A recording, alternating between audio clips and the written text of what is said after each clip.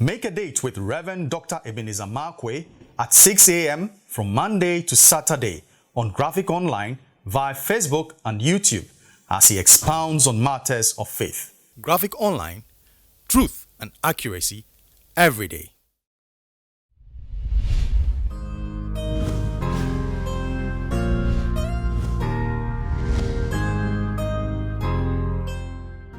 Hello, this is Reverend Dr. Ebenezer Markwei of Living Streams International, bringing you matters of faith with Graphic Online. And this morning I'd like to capture my thoughts with this word, noises in hell. Noises in hell. Noises in hell. And my thought is running through 1 Kings chapter 19. And I'll follow it up with different perspectives of 1 Kings chapter 19. In 1 Kings chapter 19, 1 Kings chapter 17, the entrance of Elijah, the big man, the fire prophet, the fiery prophet and all those other things. And then 1 Kings chapter 18, goes on to the showdown in Mount Carmel, the rumble, the jungle rumble of Carmel, something like that. The big fight in Carmel between the prophets of Baal and then Elijah, the man of God. But in 1 Kings chapter 19, something begins to happen. The news of Elijah's victory, the Bible says Ahab, the king who was there, who saw everything, Bible says that when he went home, he announced to Jezebel, his wife, the caused trouble. Jezebel, the woman behind all this madness that was going, and the reason for all these things that God was doing. That all these things for God's response in terms of famine and all those other things. The Bible says when Ahab got there, he rehearsed the news. He told Jezebel everything that had happened. And subsequently, other things followed. Now here's my principle. Jezebel was anti-God. Jezebel was the one who introduced the prophets of Baal. She introduced the worship, idolatry to Israel. Jezebel was an opponent of the revival. And Jezebel,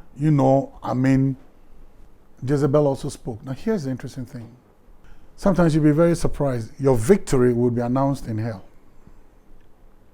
That is the good things that have taken place in your life. The victories that God, listen, heaven will clap for you. 3 places it will be announced. Heaven, earth, and hell. Heaven will say, yes, we have responded to a cry. We have responded to a prayer. Because Elijah prayed and heaven responded with fire. Now, but the interesting thing is that earth would also see it. And earth, sometimes you can have great response, applause. You can have ambivalence, that people don't really care. Or you can have, people who don't like it, and they don't like it, and they don't like it. And definitely, hell will not be encouraged by your victory. Hell will not be enthused by your victory. Hell will stand up against it. And so, here's the interesting thing. I came to tell you that the great testimonies you have, or the great victories that you win or you get, isn't only going to be limited to just your sphere of influence, but God is going to make sure that it's announced. Of course, it has been announced in heaven. They know already the outcomes. But earth may hear it. And of course, hell may also hear it. So listen, and here's the interesting thing. Your victory is no news. Your victory is no news until hell recognizes your victory. That is the great things God has done. Hell would hear it. Hell must hear it.